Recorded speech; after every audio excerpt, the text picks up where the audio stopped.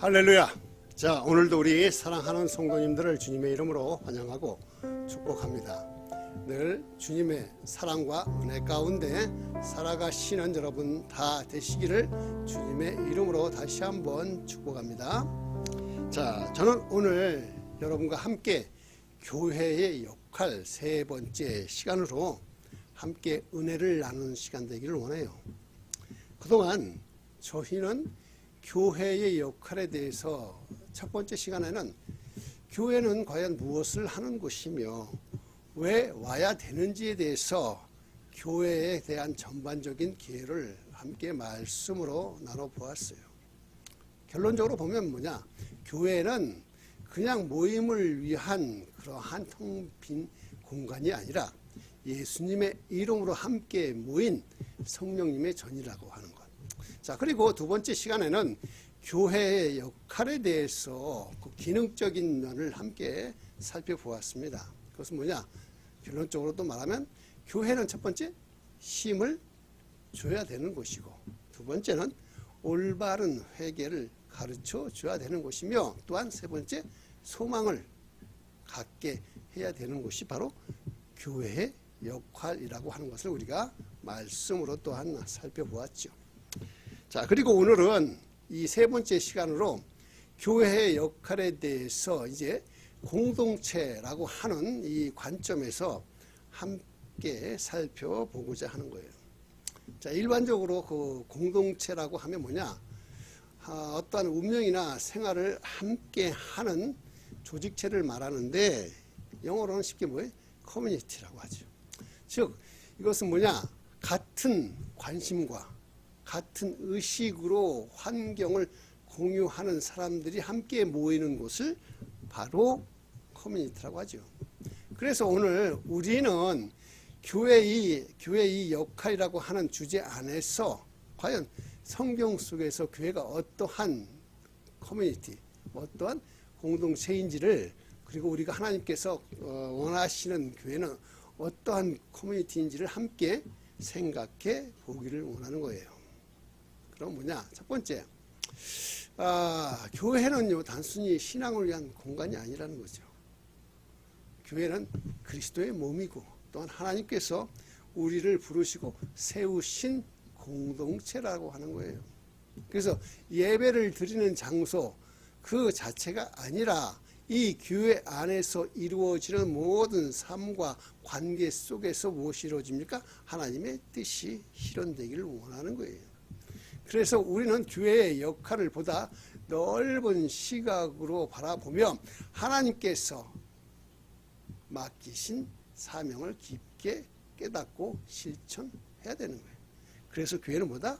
하나님의 공동체라고 하는 것입니다.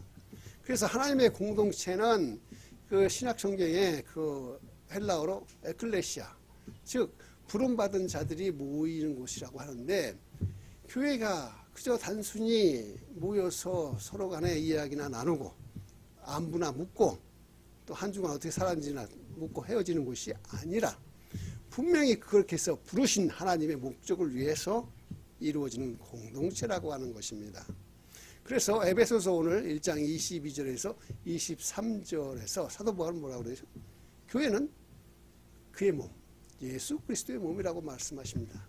즉 교회는 예수 그리스도의 몸이고 또 그 머리가 바로 하나님이시고, 그러므로 우리는 교회를 내 뜻대로 움직이는 것이 아니라 하나님의 뜻대로 세우고 순종해야 되는 곳이 어디다?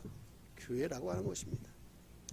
오늘날 많은 교회가 그저 세상의 기준을 따라서 움직이고 있어요.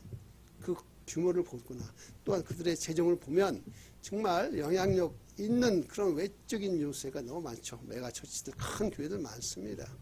그런 교회가 그런 것으로 성공 기준으로 삼는데, 그러나 성경은 교회의 진정한 본질은 이러한 세속적인 기준에 있다고 하지 않습니다.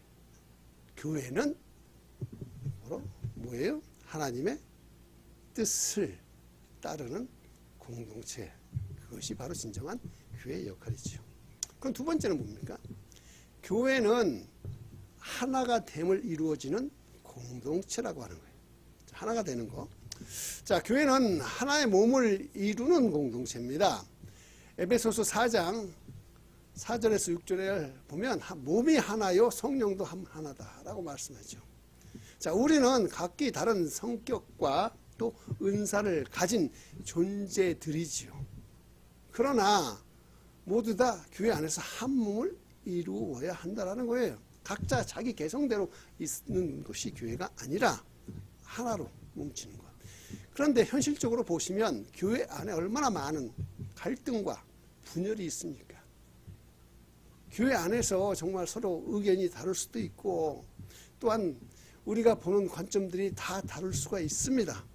하지만 그리스도의 몸인 교회가 하나됨을 이루지 않는다면 우리는 하나님께서 원하는 진정한 교회의 모습을 제대로 실현하지 못한다라는 것입니다. 아멘. 자, 그렇기 때문에 우리가 하나됨을 이루기 위해서는요, 서로 간에 서로 이해해 줘야 되고 서로 존중하면서 서로 사랑해 주는 자세가 필요한 것이 어디다?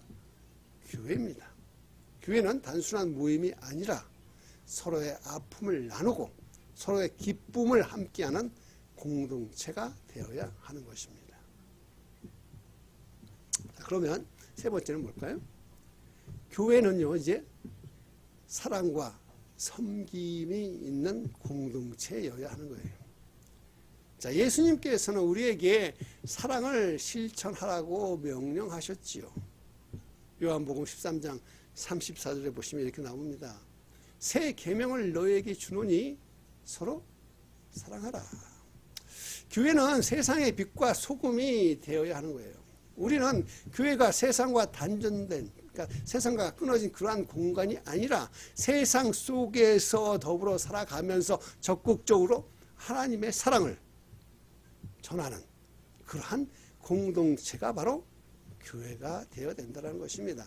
그러므로 교회는 어려움을 겪는 이들을 함께 돕고 또 도움이 필요한 곳에 함께 가서 먼저 손을 내밀어야 하는 것, 그것이 바로 교회의 역할인 거죠. 예수님께서는 마가복음 10장 45절에 인자가 온 것은 뭐예요?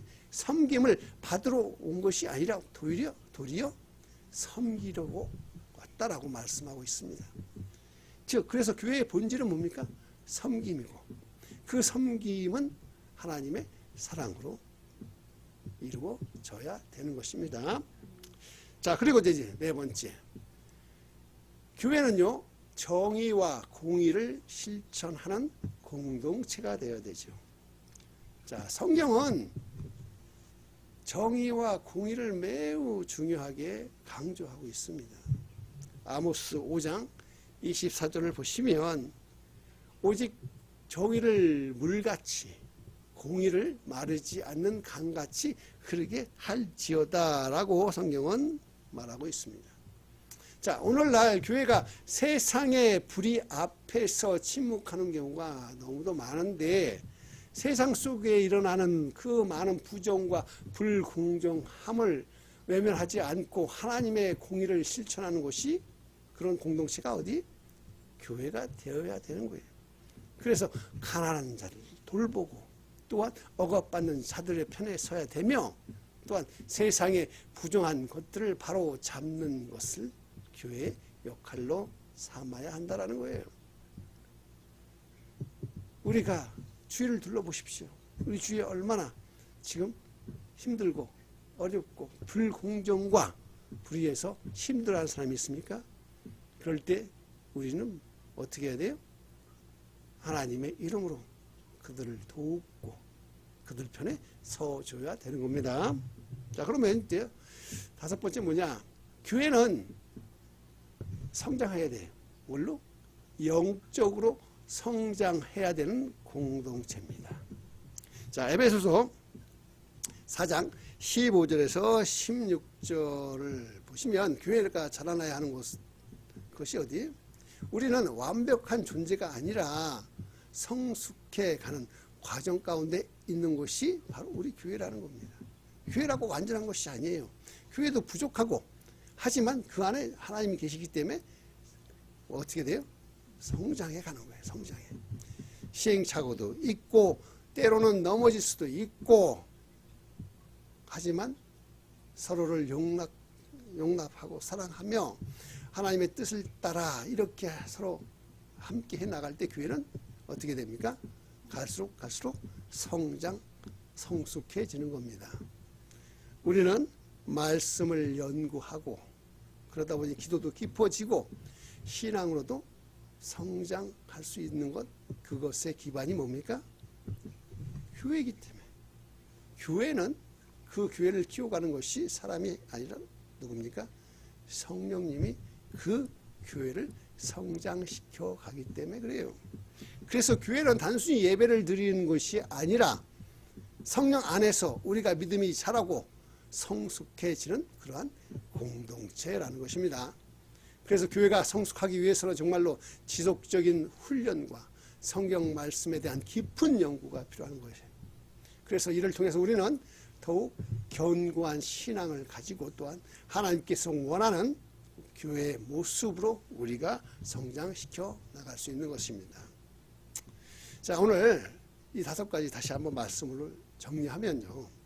우리 사랑하는 성도 여러분, 우리는 교회가 이 땅에서 그저 일주일에 한 번 모여서 함께 예배 드리고 같이 밥 먹고 그리고 서로 이렇게 인사하고 그렇게 헤어지는 그러한 곳이 아니라 교회가 이 땅에 하나님께서 허락하신 이유는 뭐예요? 교회의 역할 다시 한번 우리는 새겨봐야 하는 것인데, 첫째는 뭐예요? 교회는 건물이 아니라 우리는 하나님께서 부르신 자들이 함께 모여서 하나님 뜻 가운데 살아가는 것이 바로 교회입니다. 즉 하나님의 공동체. 그리고 우리는 하나님께서 원하는 모습으로 교회의 모습을 이루려고 하다 보면 어떻게 하나님의 뜻을 따르고 또 순종해야 하겠죠. 또한 뭐예요? 하나가 돼야 되죠. 그래서 서로 연합해서 서로 간에 하나가 되려고 되는 것, 그러한 공동체입니다. 그러면서 그 안에서 서로 사랑하고 섬기는 공동체가 되어야 되고, 그 안에서 또 공의와 정의가 실천돼야 되는 곳. 그래서 우리가 마침내는 영적으로 성장하며 성숙해지는 곳이 바로 교회의 진정한 역할이라는 것을 우리는 함께 깨달으시고, 오늘 하나님께서 원하시는 교회를 이루기 위해서 이제 서로를 용납해요. 용서하고 서로 사랑하고 하나님의 뜻을 따라서 살아갈 수가 있기를 서로 간에 간절히 기도해야 합니다. 바라건대 오늘 우리가 이러한 교회를 이루어가는 모두 여러분 다 되시기를 주님의 이름으로 간절히 축원드립니다. 함께 기도하시겠습니다. 교회는 특별한 공동체. 1. 하나님의 공동체.